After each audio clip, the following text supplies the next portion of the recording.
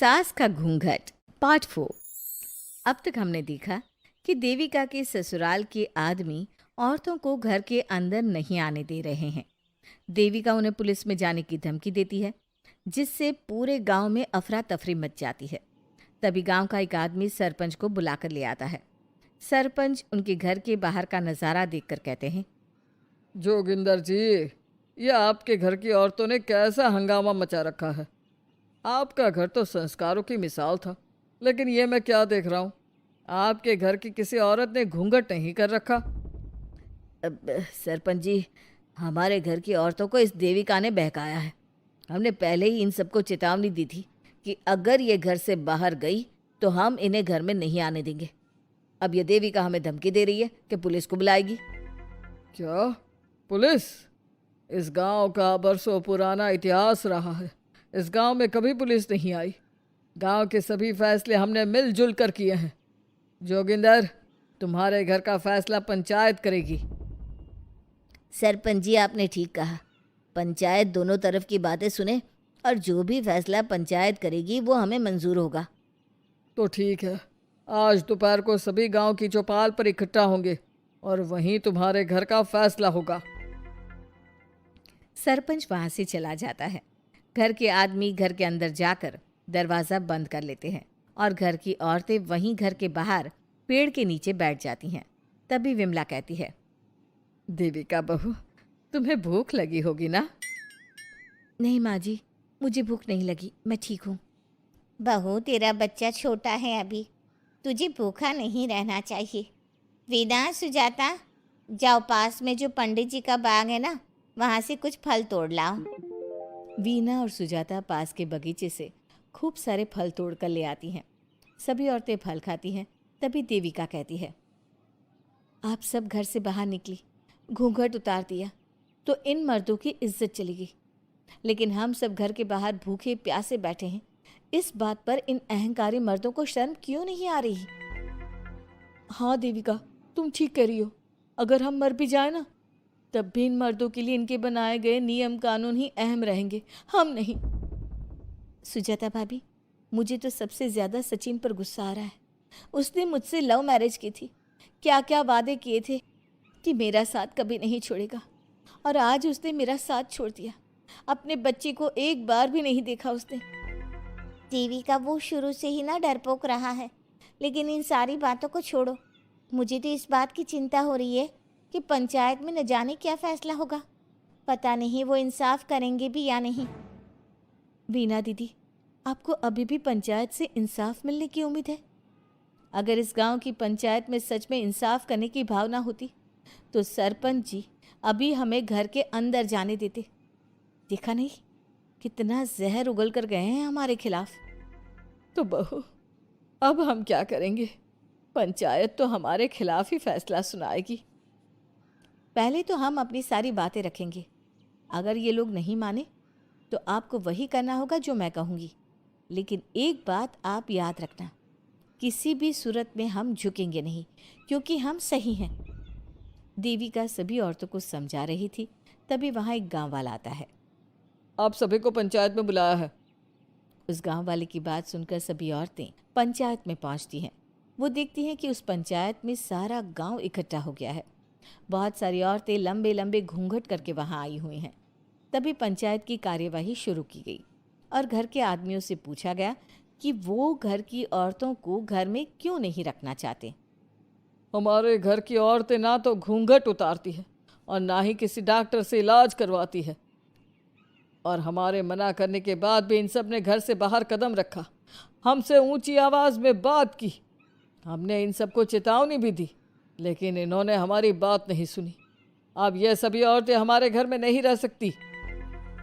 अब औरतें अपना पक्ष रखें।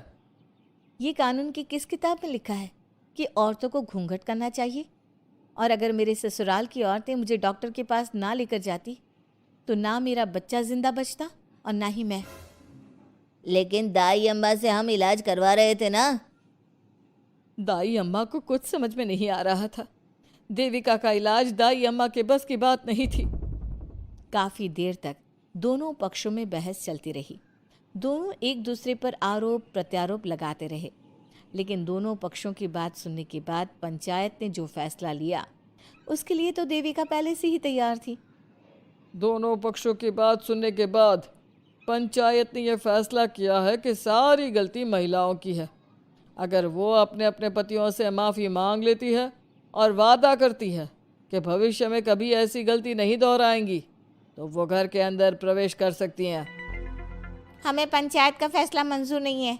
हमने कोई गलती नहीं की जो हम माफ़ी मांगे। और किस बात का वादा करें हम? हमने देविका की जान बचाई है, तो आप हमसे भविष्य में किसी की जान न बचाने का वादा ले रहे हैं क्या? अगर तुम्हें पंचायत का फैसला मंजूर नहीं है तो तुम सबको घर में नहीं, पुरानी हवेली में रहना होगा, जो अब खंडहर बन चुकी है। यह खंडहर तुम्हारे घर के सामने ही है। सरपंच जी, आपका फैसला सही नहीं है। एक बार और सोच लीजिए इस फैसले के बारे में। ओ शहर की छोरी, 4 किताबें क्या पढ़ ली, हमें सही गलत का पाठ पढ़ाएगी? तुझे पता नहीं कि पंचायत का फैसला यहाँ सदियों से चलता आया है और लोग उसी को मानते आए हैं। अच्छी तरह जानती हूँ सरपंच जी। अगर मैं चाहूँ तो आपके इस फैसले को कोर्ट की चौखट तक ले जा सकती हूँ।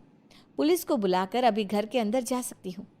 पंचायत और घर के आदमियों की शिकायत पुलिस में कर सकती हूँ और अपने बच्चे को उसका हक दिलवा सकती हूँ। लेकिन नहीं, मैं ऐसा नहीं करूँगी। मैं उसी खंडहर में रहूँगी और इस गांव के आदमियों को दिखा दूंगी कि औरत खंडहर को भी महल बना सकती है, और वो भी बिना किसी आदमी की मदद के। सारे गांव की औरतें देविका की बातें सुनकर हैरान हो जाती है। उनका जीवन घूंघट और घर के 4 दीवारी के बीच में ही था। कोई औरत अपने हक के लिए पंचायत से भी टकरा सकती है, ये बात उन्होंने पहली बार सुनी थी। अब देविका घर की औरतों के साथ खंडहर में चली जाती है। माँ जी, ये खंडहर तो काफ़ी पुराना है। भाभी, खंडहर पुराने ही होते हैं। मुझे तो डरावना भी लग रहा है।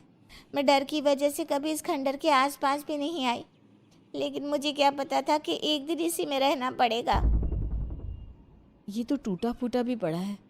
माँ जी, एक काम करते हैं, ये खंडहर तो काफ़ी बड़ा है, इसलिए एक हिस्से की साफ सफाई करके उसे ही रहने लायक बना देते हैं। बाद में धीरे धीरे पूरा खंडहर ठीक कर लेंगे। हाँ बहू, तुम ठीक कह रही हो। विमला भाभी और मैं इस खंडहर के टूटे हुए हिस्सों पर मिट्टी और ईंटें लगा देते हैं। सुजाता और वीना, तुम साफ सफाई कर लो। सभी औरतें मिलकर खंडहर के एक हिस्से को सुधारना शुरू कर देती है और काफ़ी देर तक मेहनत करने के बाद वो उस हिस्से को काफ़ी हद तक अच्छा कर लेती हैं। और इसी तरह रात हो जाती है। सभी औरतें बैठकर बात करती है। माँ, हमने इस खंडहर को घर तो बना दिया है, लेकिन ये घर चलेगा कैसे? हाँ माँ जी, मैं भी यही सोच रही हूँ। और हम सब तो बड़े हैं, गर्मी सर्दी भूख कुछ भी आसानी से बर्दाश्त कर सकते हैं। लेकिन देविका का बेटा बहुत छोटा है, उसे तो हमें अच्छी तरह से पालना होगा ना। मैं भी यही सोच रही हूँ कि आगे हमें क्या करना चाहिए।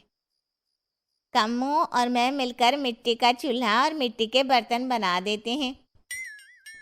कुछ दिन के लिए खाने का इंतज़ाम भी हो जाएगा, क्योंकि यहाँ पर खेत और बाग बगीचे आसपास ही है, कहीं से कुछ भी ले सकते हैं।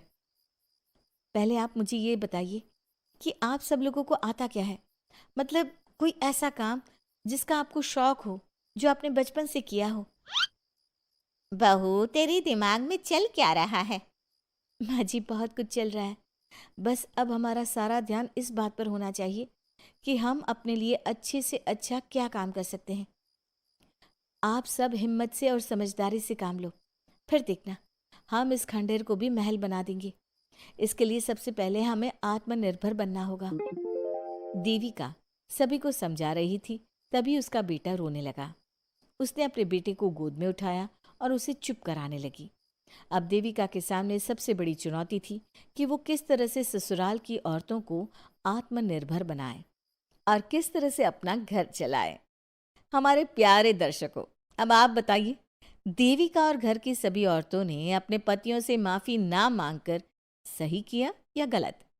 क्या उनका खंडहर में रहने का फैसला सही था? अब देविका को क्या कदम उठाना चाहिए, हमें कमेंट में ज़रूर बताना। हमारी कहानी को लाइक, शेयर और चैनल को सब्सक्राइब करना मत भूलना।